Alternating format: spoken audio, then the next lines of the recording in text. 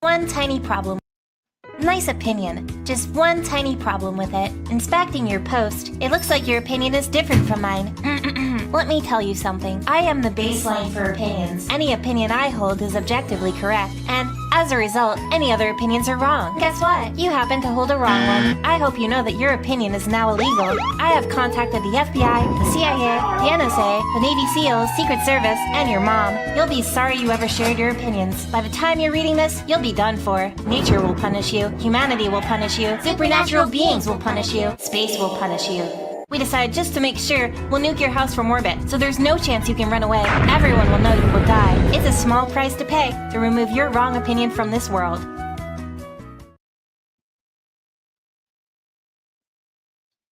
Alright, welcome back to another stream. We're going to talk about, obviously, what the child says, Vshojo. Some more news over the last last week and this week, so we're going to kind of react or look at and talk about the Vshojo thing, so let's get into it. So, okay. All comes down from a post by MTD over here, Mutendo, right? Who is a former executive C-suite level with Vshojo. And what is glorious about this is this was hit with my bad. What time is it in Filipino Standard Time? I don't know. Thank you. Hit with a community note almost immediately. Now, in this community note reads, Mutendo actively harassed and defamed talents during his time at Vshojo and after. He fails to address this important issue in the document or the fact that he deleted tweets claiming ignorance of their internal issues. So this is a fun one. Here is the document, the Google Doc. My time at Vshojo. I'm going to be reading this, and I will stop. I will comment. So he starts with, hey all, before we get started, I just want to take the chance to thank all of my friends, former talent, former staff, and other streamers in the industry that I've been in communication with who know myself and my role within the company. You've all been wonderful through this tough time. I also want to thank the many, many people within the community who have been supportive throughout this time and have stood with me while this gets sorted. I've spent the following month gathering countless documents and what I had access to in order to have clear, concise records of my involvement with the company and provided a small fraction below. Transparency and misrepresentation. There was once a time where I was extremely proud about what I helped build initially. There was a lot of hard work and planning involved, and I took a lot of pride in my role for launching the company. But now I simply feel misled, disappointed, and betrayed. The fact is that this happened. This had happened at all is troubling to say the least, and I feel deeply sorry for those affected by it. If anyone affected needs testimony, evidence, or other material assistance with actions against Vshojo, I am more than willing to do what I can to assist. I may have documentation records relevant to case. I'm happy to see what I have. We need to call him on this. Not really dead. Seriously, already? Freaking ads. Alone. We need to call him on this because this is not all the information. Right. And he needs. Okay, you have a good workout then, Wayfair. Needs to give over. If he really wants to clear his name, drop the documents. Drop all the documents you have. If MTD wants to clear his name, he needs to drop it all. All of the conversations with Gunrun, not the clips, right? Now you can censor out confidential information, so per people's personal information, stuff like that. It needs to be all out. That all needs to be dropped. I have also considered, saying right here, taking my own shareholder action against the company, which I won't rule out. Well, there you go. Wait, I'm back up. Shareholder action against a company, which I won't rule out. Well, there you go. I have also have to consider action against those that have engaged in defamation, although I'm hopefully they can resolve it privately. And then this is good. This is good. I think that you should reach out. And if you feel like somebody is defaming you, this is actually smart. So I'm going to give him some credit on this. If you feel like somebody is defaming you, you should reach out to them and you should try to resolve it amicably because defamation lawsuits are difficult and they're hard. That being said, I was never made aware that company talents were intermingled with the company's operating expenses. You know why he underlined this, guys? You know why he underlined this? This is a legal conclusion that would lead to the piercing of the corporate veil and his personal liability. So, whether it's true or not, he said that because that was a legal. All right, thank you. This is a legal statement. I'm not even sure if he knows it's a legal statement. Any budget that was used for marketing was a direct result of being. Well, hold on. Okay, he still hasn't. He didn't do this right. He didn't explain what his position was, because let's go down. He screwed this up. Yeah, Jeremy also talks about it. There was honestly not really Johnny stuff, so also just started to cover Vshojo as well. So he says he had two titles here of CTO and CMO. Okay, so Chief Technology Officer and Chief Marketing Officer. So when he says here about any budget used for marketing was a direct result of being asked for an amount and either being approved or denied. I had extremely limited financial access, only small marketing approvals, never broader accounts or operations. I have evidence of this from third parties that I work for with marketing media, and that's fine. He's going to be deposed on this. I've never had access to bank accounts nor was made aware in meetings about the way the finances are being made. Well, I guess he had a charge card or something. So this is interesting. So how would, I guess he would just get an invoice and pass it along to get paid. But usually, typically, the marketing director or this chief marketing officer would have like a charge card or some way to get stuff to pay for stuff. So he probably had some way to pay, but he may not have had access to like how much money was in the bank account. Sure. What I've been made aware of is that the company was running out of money and needed another round of investment to continue operations. So they were operating on loans. As far as my understanding, the only individuals who had access to company bank accounts were the CEO, the COO, and the finance department, as far as he knows. And that might be true. But what this means is the entire finance department, the COO, and the CEO are on the line. So yes, it's not just gun run. But at a minimum, it's the COO and probably the entire finance department, if not at least the head. Okay, let's continue down. So, he was at CTO and CMO. So I oftentimes will say C-suite level. So C-suite level. What that means is you are a chief. Typically in a corporation at that level, everybody talks to each other about stuff. Now, are there exceptions? Yes. But the default is that these people are typically talking to each other. And typically there's gossip that will get around or word that will get around, etc. So the thing is, if he was at the C-suite level, it's hard to believe he really didn't really know anything or have a feeling that something was going to happen.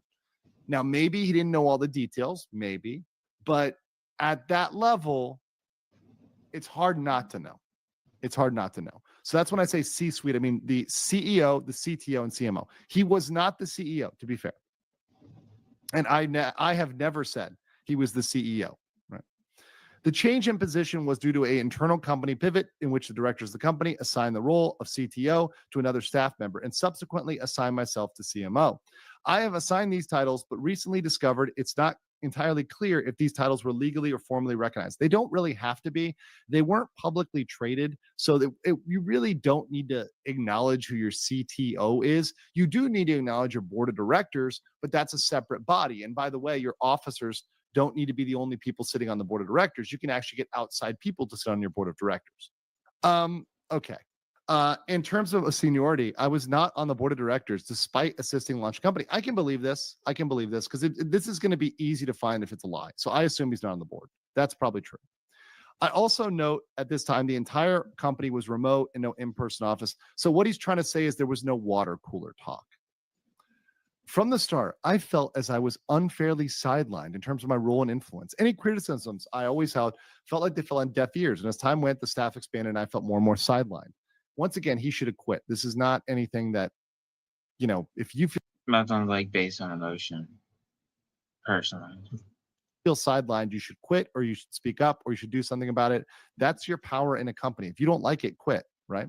My role in the company more or less began to feel like an employee that just did marketing, other tasks when needed, as opposed to somebody who assisted in getting everything off the ground. That's not good. That's not good, obviously. I feel as if there was not a lot of honesty and transparency about certain happenings within the company. And Well, obviously that's true, considering what has been revealed so far is there wasn't a lot of clarity at all. now I believe that some things I was told were not true. Things such as information about talent's behaviors and reasons for their departures was information that's being presented to me by the founders. So Gunrun and I guess Daniel. This directly influenced my beliefs and feelings about the talent, and I now believe, based on the findings, the information presented to me was untrue. Okay, well, there's a lot of proof that you had back in July that this was untrue. So once again, I do think he's being very favorable to himself here. However, despite the fact Obviously, he's trying to,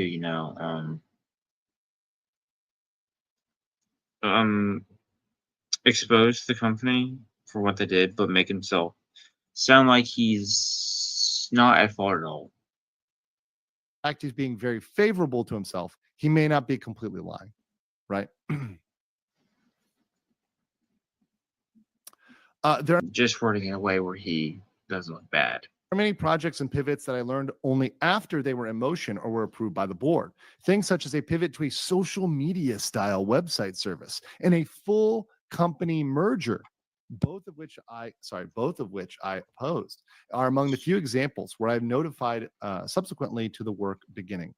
There were times when I was asked to sign documents without adequate time to get them reviewed by an attorney and told they could potentially lead to my removal from the company. I was told that it was needed for the success of the company with minimal and insufficient details.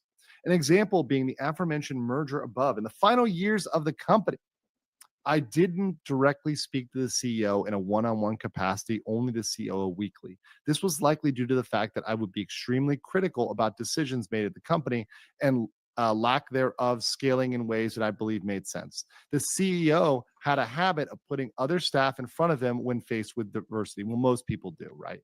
Dismissal and aftermath. Here we go. On May 1st, I was called into a Sunday meeting with members of the board and where I was informed that my alleged position of CMO was being removed from the company, along with 4 other positions as a cost-cutting measure. Well, that's smart, but it's too late, right? By then, they already owed money. So here's the problem. They should have cut staff a long time ago.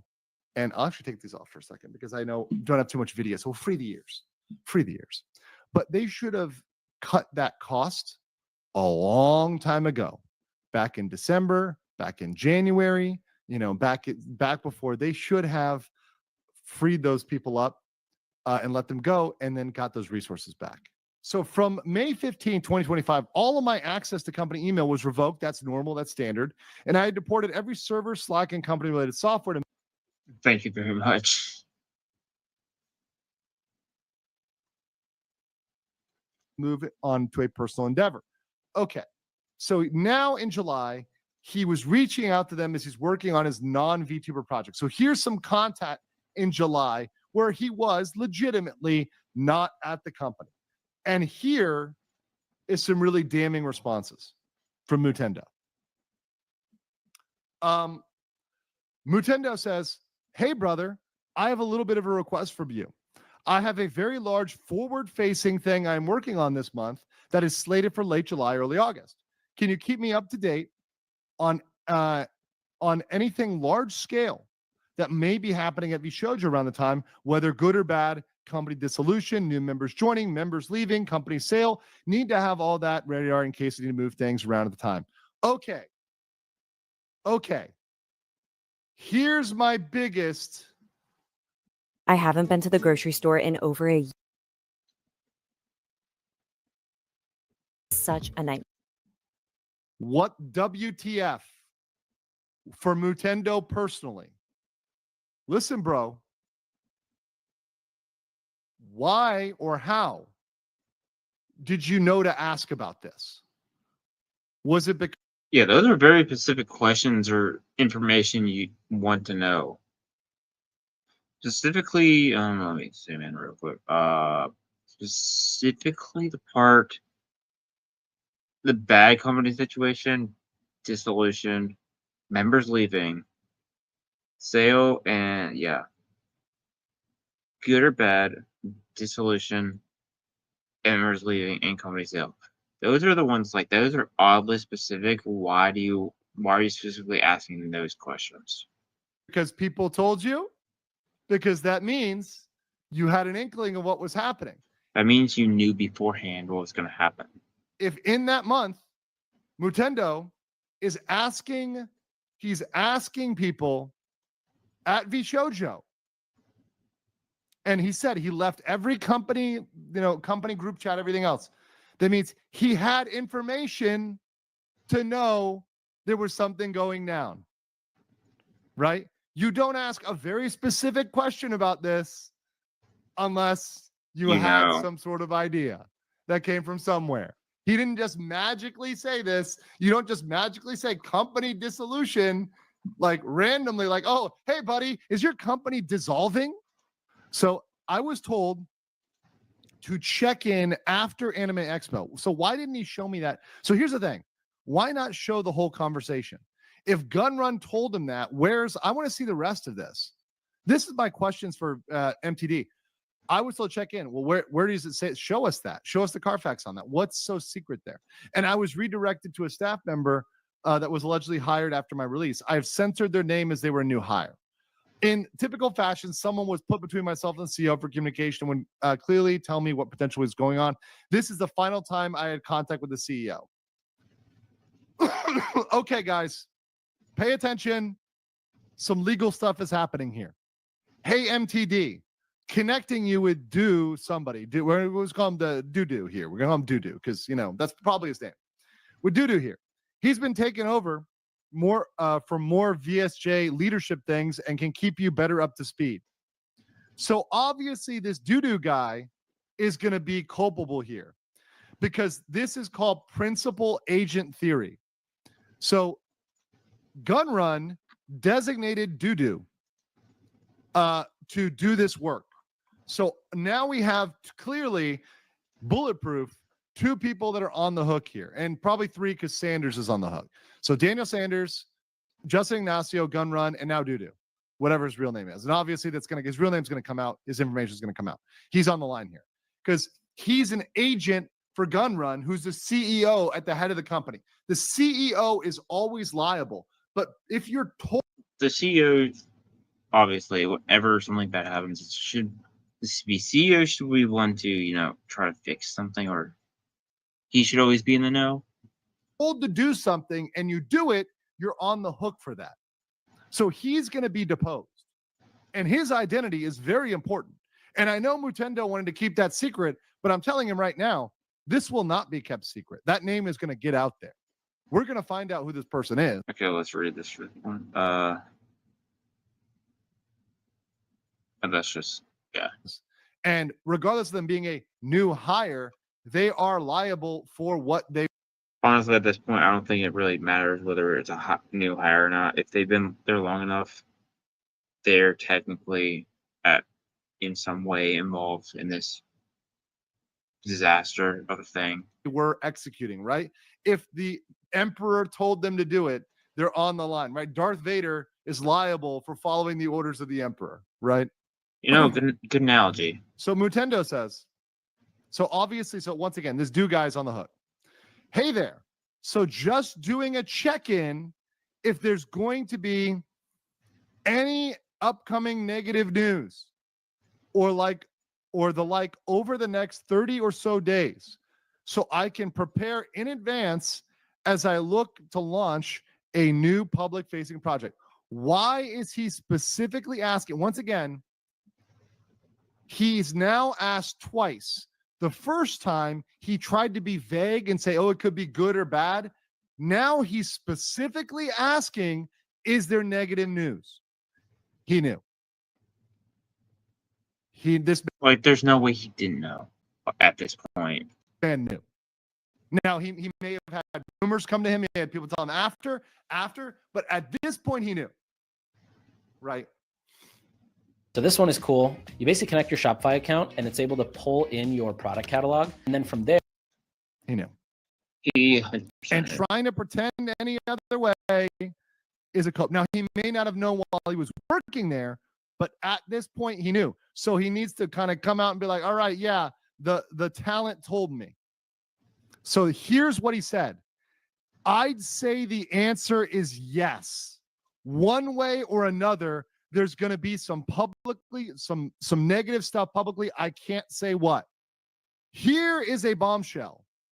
You can now connect the dots between Gun Run and Doodoo. So everything he is saying is as if it comes out of the mouth of Gun Run. He cannot pass the buck here. He tried to pass the buck saying he's been taking over VSJ leadership, but you can't hand over the CEO role without designating another CEO. So Gun Run is trying to be slick here, but Gun Run is not escaping the fact that they knew this was coming. And here we go. Mouse just posted a thing without any advance notice. So heads up. So trying to say that they wanted to control Mouse. This is a huge snitch, guys. This is massive. So they knew ahead of time. Yeah, they knew. And he's in this conversation too, so he can't say he didn't know either. Well aware for the large amounts of DMs and texts I'm getting. Sad day. No, it's not a sad day. It's a shameful day. Because she did that because you guys lied and cheated and stole for years. If you weren't such a crappy company, maybe this wouldn't have happened. Can I get some context here, as this is the first thing I'm hearing? This is why this is in my thumbnail. This statement here is damning. That's bad. Vshojo owes a lot of money to talents.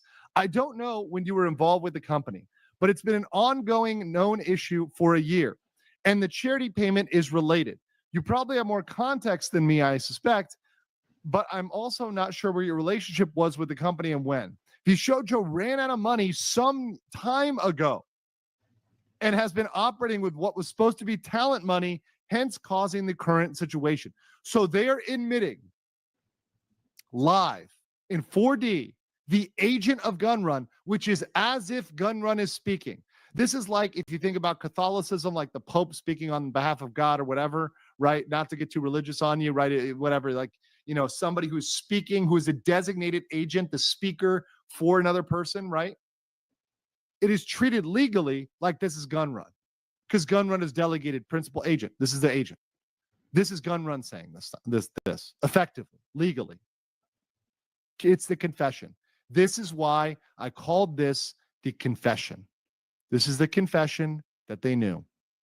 I was never made aware of this being an issue from both the CEO and COO. I was aware there were financial issues, but not outstanding payment, especially for charity. Excuse me. Like I said, I don't know what your relationship is or was or what your role was. They definitely knew what they were doing. They could ask people, they could ask others. They know what's going on there. That's a lie. But these issues have been ongoing for most of the past year, as far as I know, since sometime 2024. You'll just have to ask Justin. I've been here 3.5 weeks, so I'm just learning and navigating through this as best I can.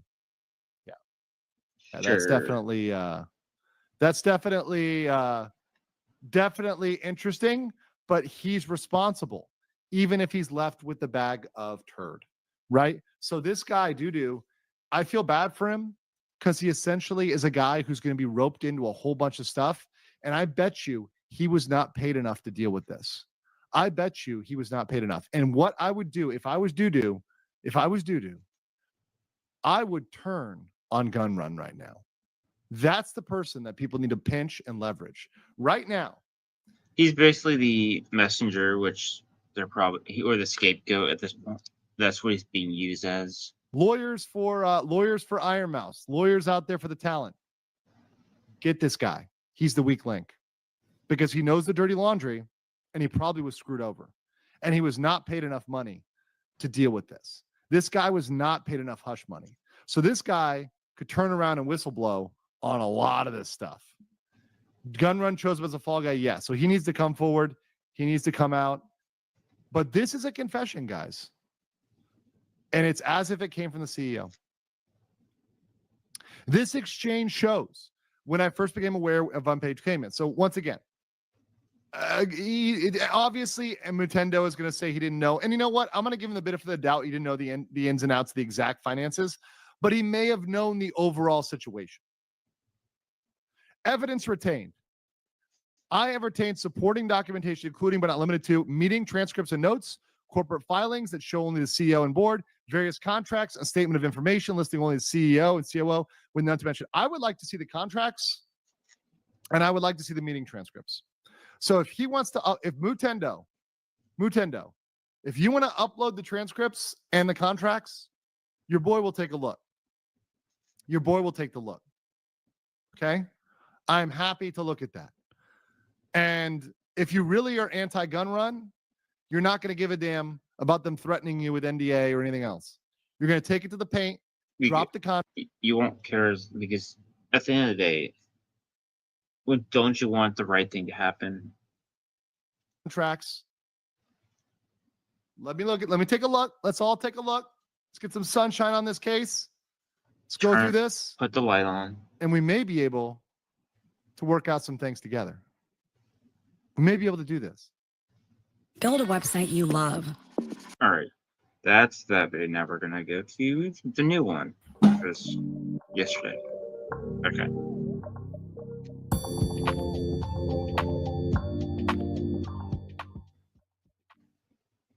The Vshojo contract has leaked. Well, a Vshojo contract has leaked, and it's very relevant to the current downfall of the company and perhaps the contracts that are being pushed in front of talents right now as they try to negotiate, settle out, and end their relationship with the failed company Vshojo. So we're going to be going over that contract today on the Legal Mindset. We teach you to be your own judge. Of course, I'm Andrew Esquire, attorney.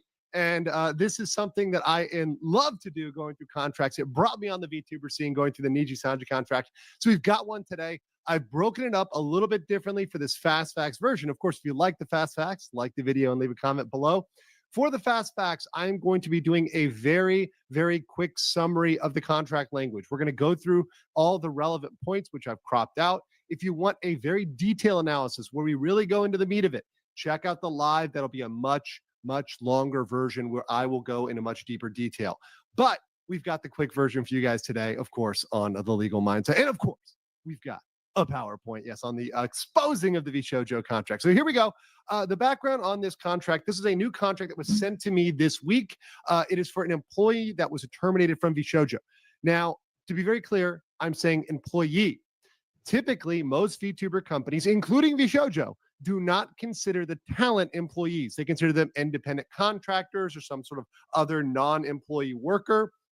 They do not consider them employees. So there are some relevant parts of this. There are some parts of this contract that are not relevant or wouldn't be relevant to Vshojo talents necessarily. However, I believe many of the clauses are, including the ones that I've included in this PowerPoint, in this presentation. So a lot of the information you're going to see today is absolutely 100% relevant to either what was already signed by the Vshojo talent or what they are trying to get them to sign right now. I guarantee you that something like this is being pushed in front of some of the talents. I guarantee you that some of the talents have signed a document very much like this, similar to this, et cetera, because as an attorney, I can tell you that attorneys are lazy. They like to use templates, they do the same forms. So I guarantee you that a lot of the same language is probably going in front of the talent right now. Now, while this is not a talent contract, I did previously review a talent contract from Vshojo. Now, a lot of people asked me to disclose that, to show that. Obviously, there were confidentiality concerns, which there still are today. NDAs. In terms of being able to identify who that was, and the individual asked me not to disclose it. Therefore, taking attorney and patient, and also respectfully not disclosing things someone has asked you to do. Client privilege here. I'm going to say, hey, I'm not going to disclose.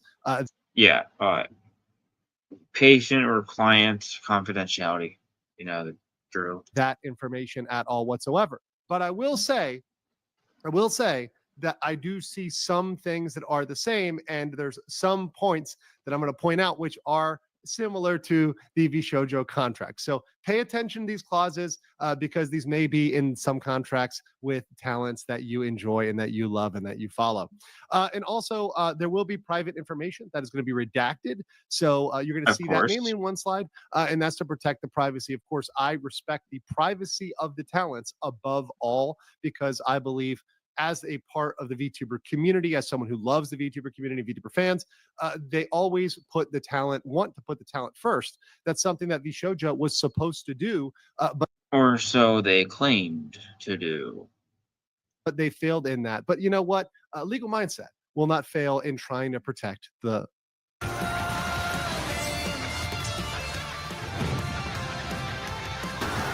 talent first. So here we go. This is a separation and release of claims agreement. So this is the form. Now, this is not the agreement for employment. So it's not the employment agreement. This is actually separation agreement. So this is what you would get them to sign at the end of their employment.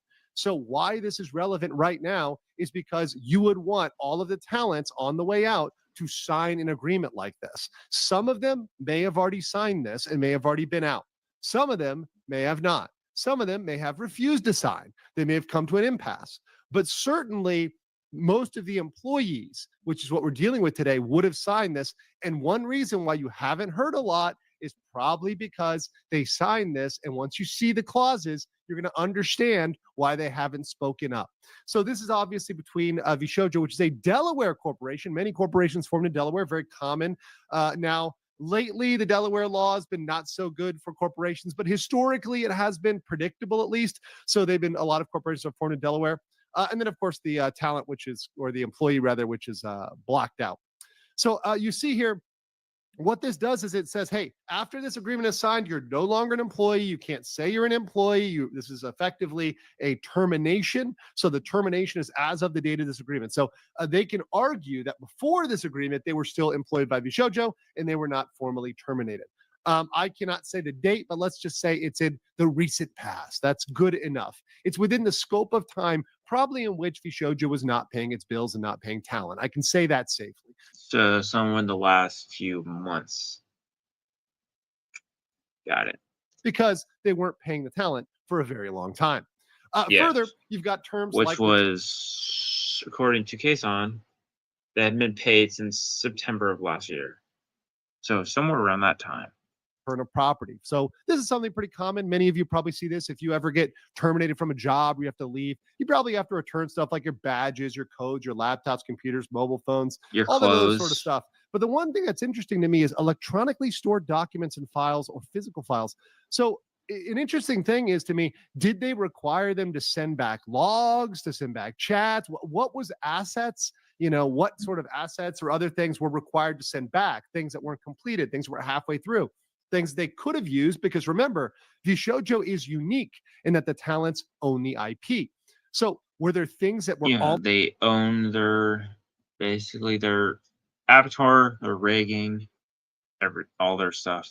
almost ready to go to the talents, ready to go to Iron Mouse or Kason or somebody else that they took back? Probably. There's also a bunch of representations in here, which are interesting, that the employee isn't suing them, hasn't filed any claims, hasn't filed any sexual harassment or discrimination or abuse claims. These are very interesting. And also any claims for wages, because we know, and this is a very interesting fact, that separate from all this, there were allegations of misconduct, workplace misconduct. We're talking uncomfortable situations, which could have been based on just what the information out there, we can't say for sure, but could have potentially been sexual harassment or workplace power situations, maybe quid pro quo, some sort of weird situation in the workplace. So this is interesting. So all of those employees that may have been intimidated or harassed may feel, hey, we signed a separation agreement, therefore we can't bring those. Now, the fun fact here, and this is something that should be reminded to many of the talents, is if they truly broke the law, if they truly went out there and committed crimes, committed harassment, labor violations, no agreement is going to protect them from that. And just because they offered you a little bit of money, and we're going to see here the amount of money, that's not enough to buy them out. That's not enough to get them out. So from those type of claims. So let's continue here. So here we go. The separation benefits. So this is interesting. For every contract, you have to have what's called consideration. You have to have something of value exchanged. So right here is a lump payment of $6,600, right? That's a lot. I mean, kind of. Which would be paid no later than 6 days from the separation date or 6 days from the weekend or federal holiday after. So, it's a modest payment. I mean, that's a reasonable payment, not a massive amount of money, Not not 100,000 or terrible. 50,000 or 20,000. I mean, it's a lot, but also at the same time, not. Probably about a month, 2 months, or 3 months. I don't know how much they're paid, but a couple months of labor. Typically, most terminations or separations will give you a month or two, and maybe three of wages. So that would fall in line there. Also, it talks about continuing to pay healthcare. And very importantly, at the bottom here, which is one of the reasons why a lot of people sign these agreements, is because they want a letter of recommendation. So what this says here is they will not give a recommendation, but they will confirm employment with the employer. Now, what's interesting here is a lot of people are, they want a good recommendation. They want something coming out there. Listen, it's not worth it from Vshojo. And second of all, that's what they're legally required to do. An employer is legally required to just confirm you work there and the dates you work there. They don't have to say anything else, right? And there can be problems if they disparage you, if they say something negative about you, particularly if that's not true. There can be massive issues with that. So while a lot of people want that, they want to be on good terms, they're not giving you much more than is legally required, which, once again, in a lot of these contracts, you think they're giving you something, but they're really giving you a nothing burger. Beyond that here, they're saying, hey, we're giving you benefits that are in excess. We're giving you more than you're entitled to, which is very interesting because there could be many things you're entitled to: overtime, materials, other things they were not paid for, not reimbursed for. So what they're trying to say is, hey, we're wiping out your claims for anything else we may owe you. So that's wiped out there. They're also giving a general release from claims. Now, once again, this is the big blockbuster. We are released from all claims, demands, actions, judgments, liabilities, expenses, blah, blah, blah. Every single contract out there in the world is going to have this waiver clause. I've written it 1,000 times, at least, not a million, but at least 1,000 times in contracts. Very, very, very standard. I don't think this would once again prevent them from any criminality or any regulatory action. Beyond that, there's a lot of other claims they try to get out of too. The Title VII, American with Disabilities Act, FMLA, Family Medical Leave Act, the Labor Standards Act, the Employee Retirement Income, the Civil Rights Act, the Worker Adjustment Act, the National Labor Relations, Uniform Services, the Genetic Information Non-Discrimination Act, the Immigration Reform Act, the Texas Labor Code, the Whistleblower Acts in Texas and elsewhere, in Washington as well. We'll talk about Washington law later. A lot of these things that they are saying they're getting out of, they cannot actually get out of. If they that's a lot. truly violated those, even this agreement, they could come back on. So a lot of this is to make you believe that you're out of it, but whether or not that's actually effective, that is up. Could you use up to 750?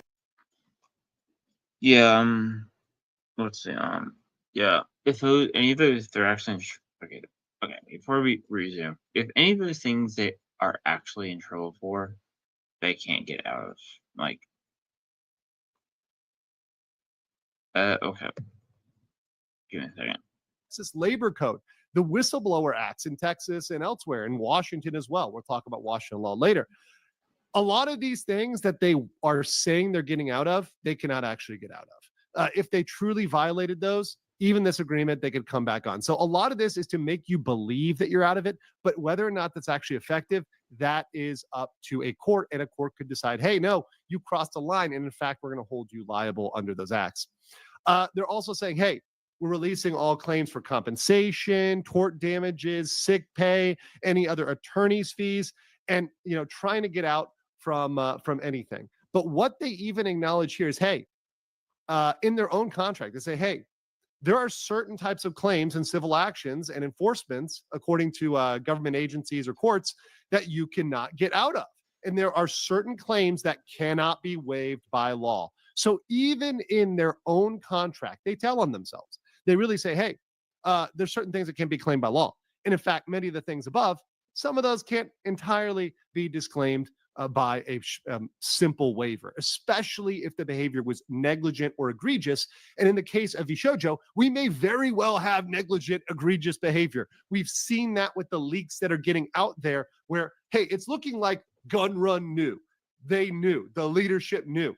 At what point does it become grossly negligent, extremely negligent, or even willful, and just totally void this waiver, right?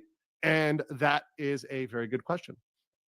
Next, they say, hey, you knowingly read this. You had your attorney look at it, right? You know what's going on here. That is something that is very, very important. You had ability to consult an attorney, because otherwise it would be under duress, right? But in an even more important part here is non-disparagement. This is huge. And this is why a lot of the talents are probably wanting to stay silent, because they're looking at this covenant here, this promise where the employee agrees that they will not at any time. Okay, wait. The employee agrees that not at any time make, publish, or communicate to any person or entity or in any public forum any defamatory or disparaging remarks, comments, or statements concerning the employee or its business or any of its employees, officers, or managers now or in the future. But wouldn't that apply only to, the talent-related people? Because okay, let's do him. There's no expiration date on this. Forever and ever. Make, publish, communicate to any person, entity, or any public forum that will be basically they made this thing where it's like there's no way to get out of this. Once this part, basically, you're stuck in this loop. Twitter, X, that will be YouTube, that will be Twitch, that'll be any other platform, saying anything defamatory or even disparaging. So disparaging can be true.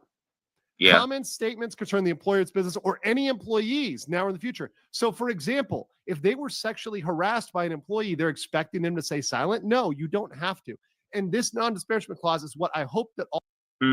Shout out MADEIN, the other one I talk about.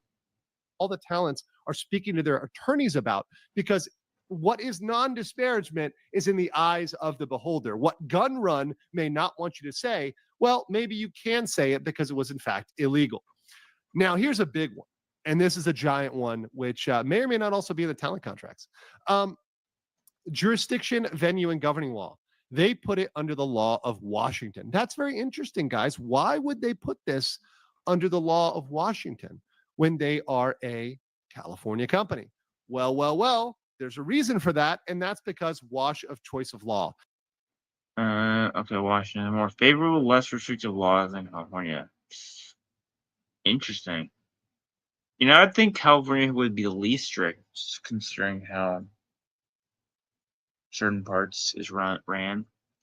Vshojo chose Washington over California because Washington has more favorable, less restrictive laws than California. The employment requirements are less. The wage and hour requirements are less. The non-compete clauses. Okay, that makes more sense. So it's because the employment requirements and in terms of employment is less restrictive. So they can get away with doing, I guess, crappy business or stuff, business model stuff than California. Non-complete clauses are okay in Washington. They're not okay in California. California has a broad prohibition against them.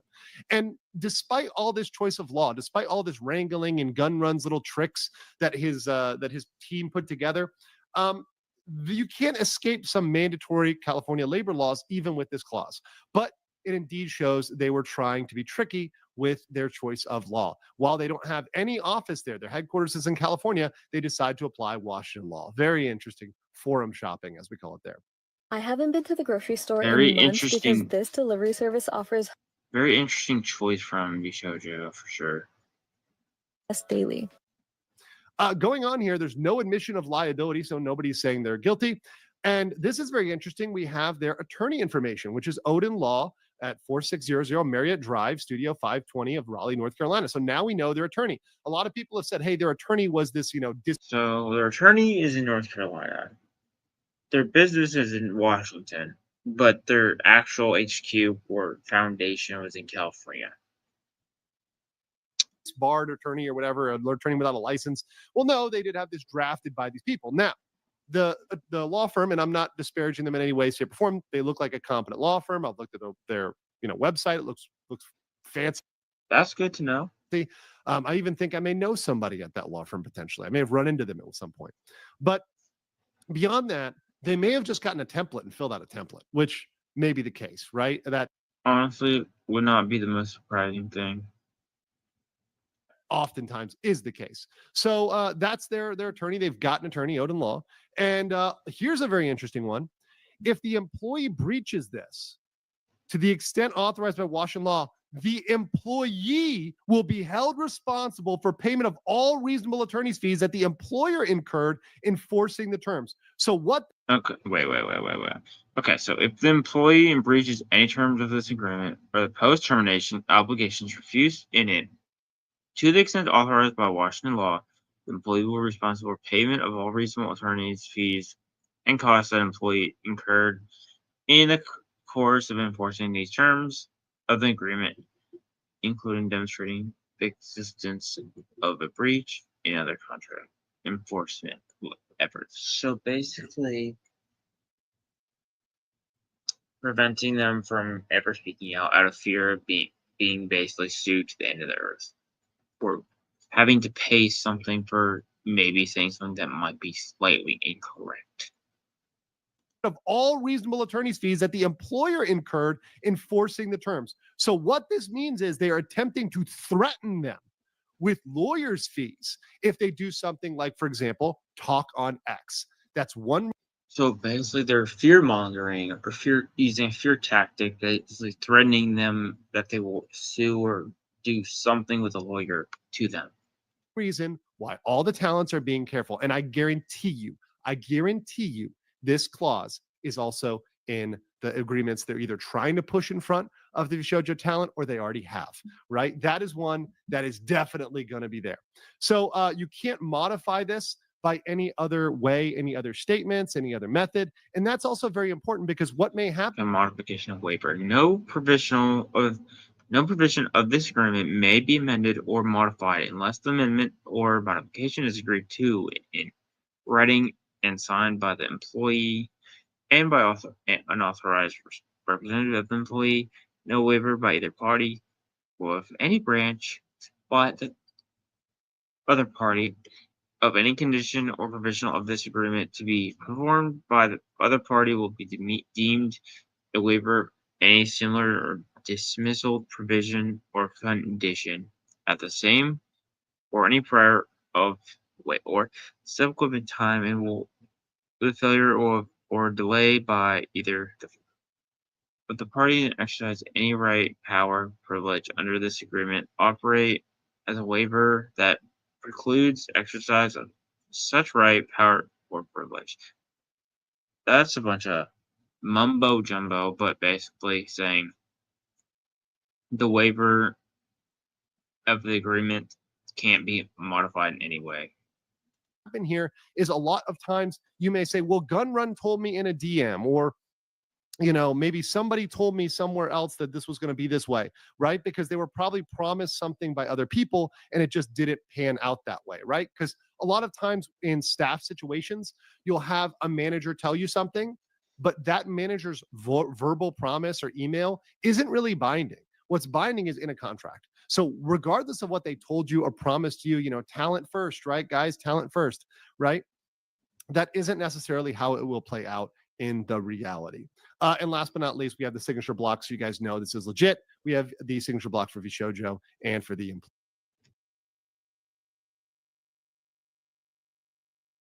employer. So guys, this has a lot of potential value for the Vshojo talent that may be trying to sign this, and also for employees in the past. What do you guys think about the contract? Do you think it's crazy? What do you think it is? Let me know in the comments below, and I will catch you on the next one.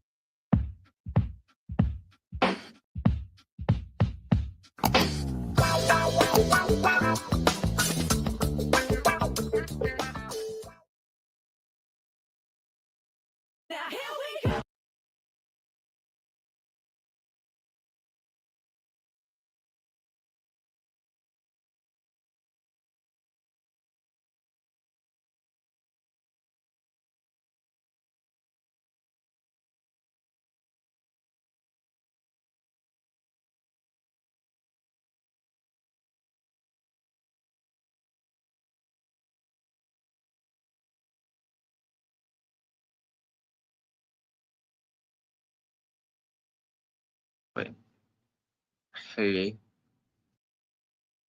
Hello? Okay.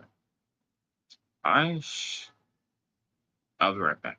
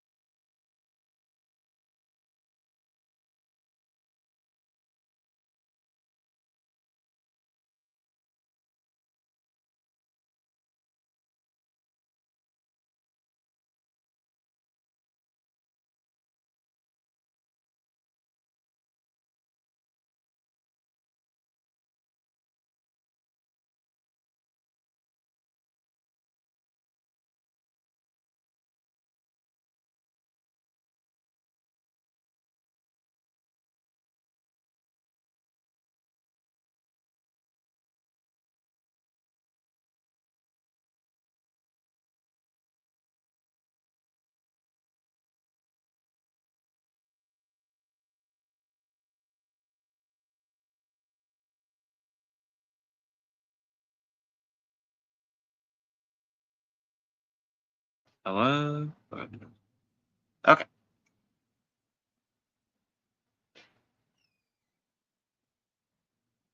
End it off. We're going. Okay. So I talked about this. Which video? Okay, talked about share this stuff.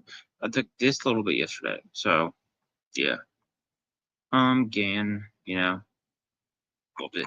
And here's the little. I'm not gonna show anything, but you know, it's just stored and yeah. For the first anniversary of MADEIN, which not to. It's been what almost. I mean, it has been a year since then, but it's been a year since the whole thing blew up. So that's that.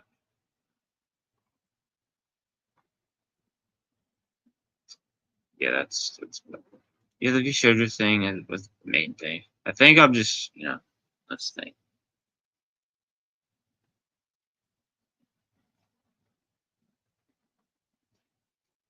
I was base. Let me check.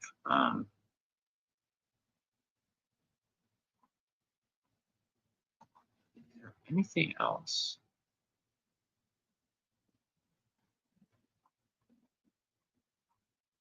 Me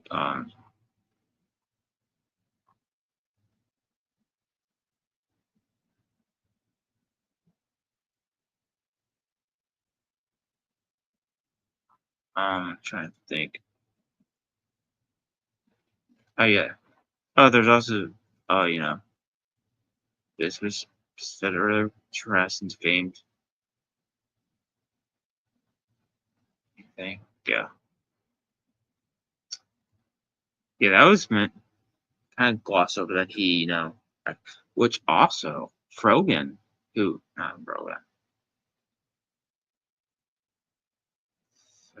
Fruit actually endorsed, people getting attacked for the helpless lazy thing, and she's part of it. While Silver was getting attacked, other people, and they also did nothing about it. So there's this whole thing is a mess. I mean, they're in debt and stuff, so that's that. Okay. Yeah, that said, this I think I'm gonna end it here. That said,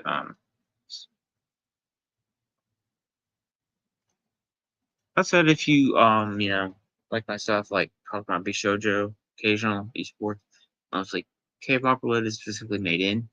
If you like that stuff, maybe consider liking, subscribing, commenting. If you're watching the rewatch of the stream, your thoughts would be in the comments and if you like it, subscribing. But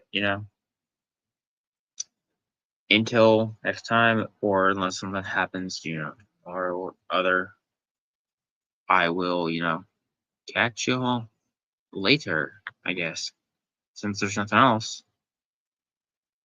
And I don't want to push it, but I'll see you later.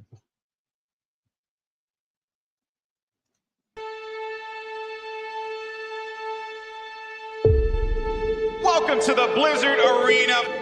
And the quest for a champion begins today. The anticipation has been building, and it is finally time. We are live. Are you ready?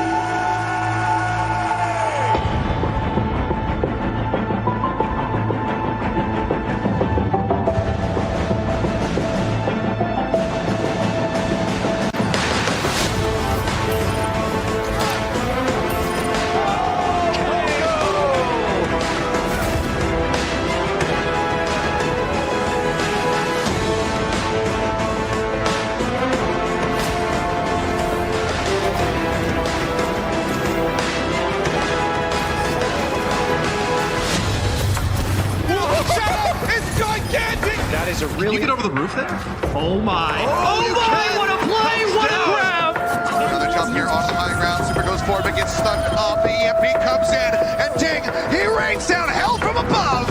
Here comes Pine. Gets one, gets two. Looking for a bit more, gets another one.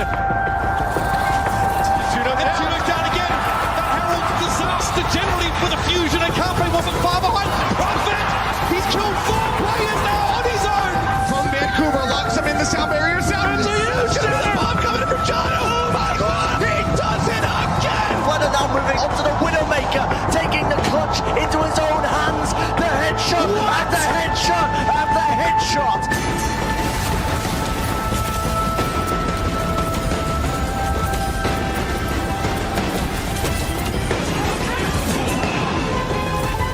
Okay, I like this for the Gladiators. We're going to try and circle around. I'm going to call this the merry-go-round because it makes me laugh. Makes me happy, and Sean Paul switches to the Widowmaker at just the right time. Oh, the Raven!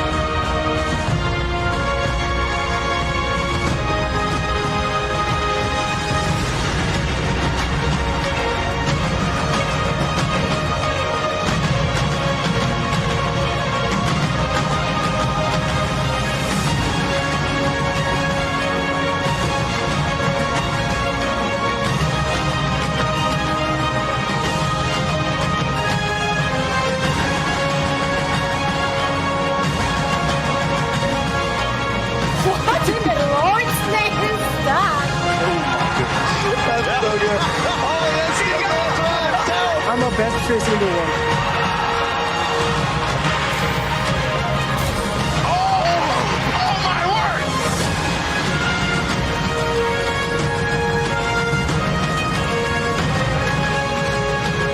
I mean, you could have told me that you spoke English, honestly. The fans never thought they'd see this day. It took 43 matches. Feels like a really emotional moment here.